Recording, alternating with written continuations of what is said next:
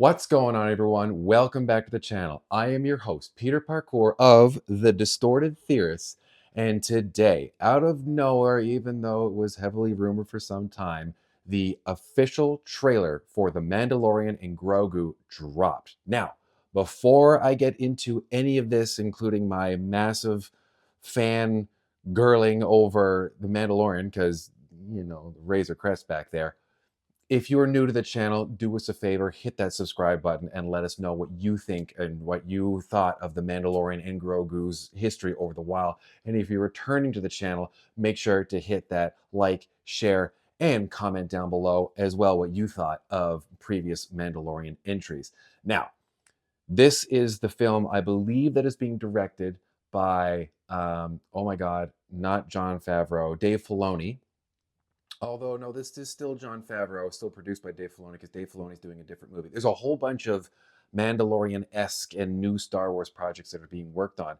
And this is, I don't know if this is the culmination of the Mandalorian and Grogu story, but after kind of a little bit of a disappointment what we got, what I felt we had in season 4, season 3, whatever it was, is I'm hoping that we're kind of going to get a nice little, not ending, but just like a little close to the chapter. I still want to see Mandalorian content. Is easily one of my favorite characters that's been introduced in the Star Wars universe. And Grogu is just, well, he's a cash cow, isn't he? He's just making so much money for Disney, and a resurgence of Star Wars in general from which is kind of benefiting Disney in the first place. So last we saw, Grogu had essentially rescued the Mandalorian, and he became a full-fledged Mandalorian again, and so did Grogu. Grogu got the clan mark, and I'm assuming that this is going to pick up with the continuation of their adventures, and maybe this is going to culminate in the final end against the Empire remnants, or maybe we're going to get rid of Moff Gideon, because, listen, I don't think there was a body at the end of the last season, so we're going to see where this is going to go. But overall, there's only one way to figure all this out, and that is to get into the official trailer for The Mandalorian and Grogu. So let's get into it right now.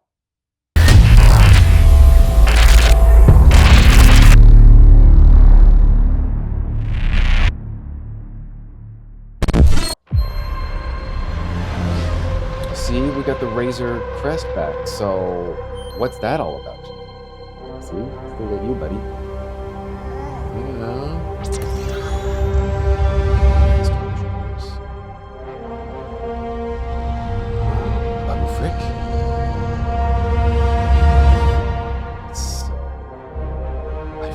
That Sigourney was in this.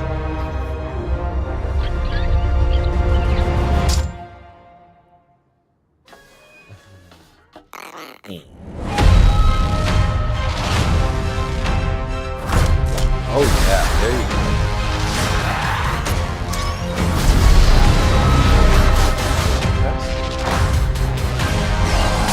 Oh yeah. Those are impressive.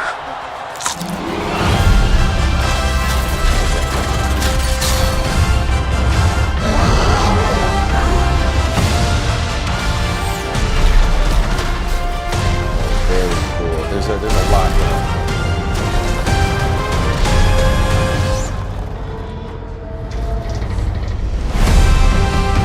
Oh, it's even got like the whole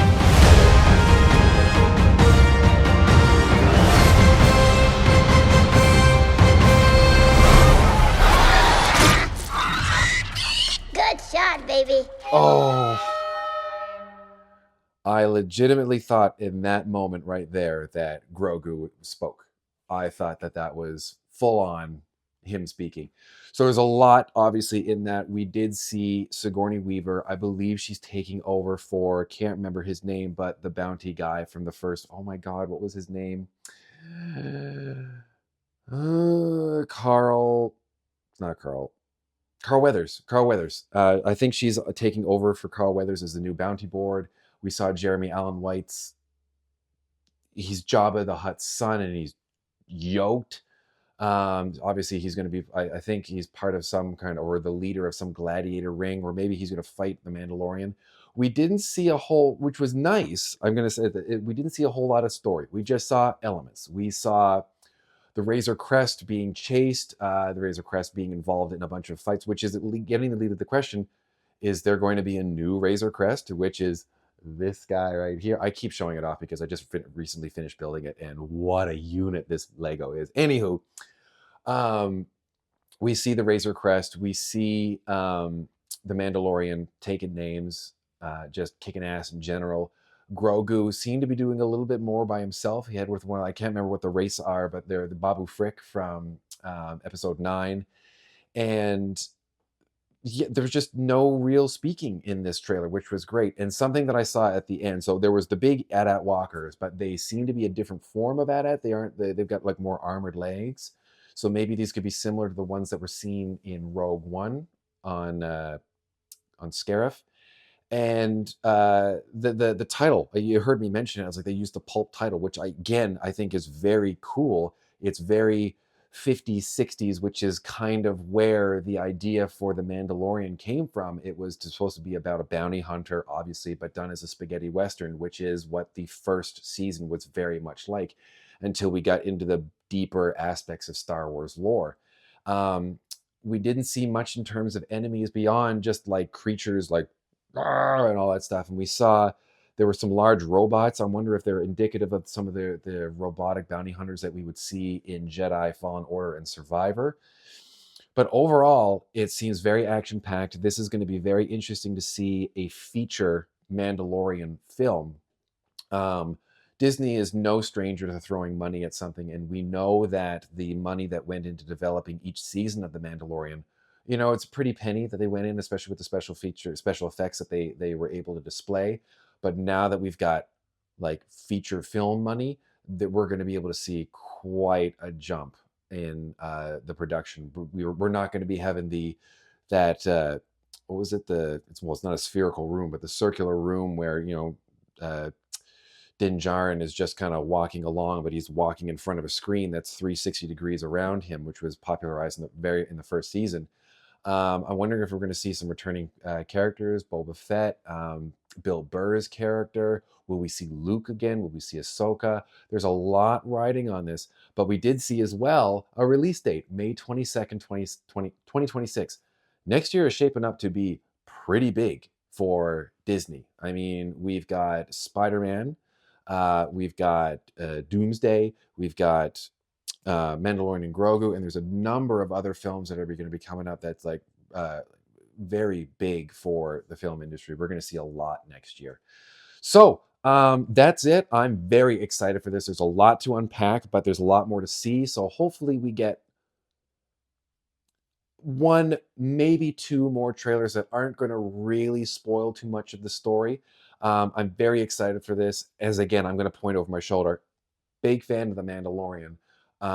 It's still, I've got another Lego set behind the camera here, which is his newer starship, which I should really display against the two of them, because then I have two Mandalorian ships. But I'm very excited for this because Mandalorian is probably one of the most important pieces of Star Wars media in recent years, because it's really brought back, well, again, a much younger audience into the Star Wars universe, but it's kind of brought the Star Wars universe back into people's living rooms with the advent of Disney Plus. And after the sour taste that the sequel trilogy left in people's mouths, The Mandalorian is something that really feels like a breath of fresh air.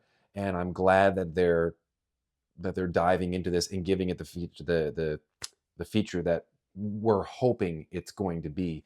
And hopefully we'll still see more Mandalorian stuff. I just don't want to become watered down. But with that, before you go, as always, make sure that you hit that subscribe button if you're new to the channel. If you are returning to the channel, make sure that you hit that share button. Make sure you hit that like button and comment down below what you thought about The Mandalorian in previous seasons, where you think this movie could go. And even so, if The Mandalorian hopefully survives with Grogu, where we could possibly see them going in future seasons or films. And with that, I am Peter Parkour of the Distorted Theorists, and like we always say around here, keep it real.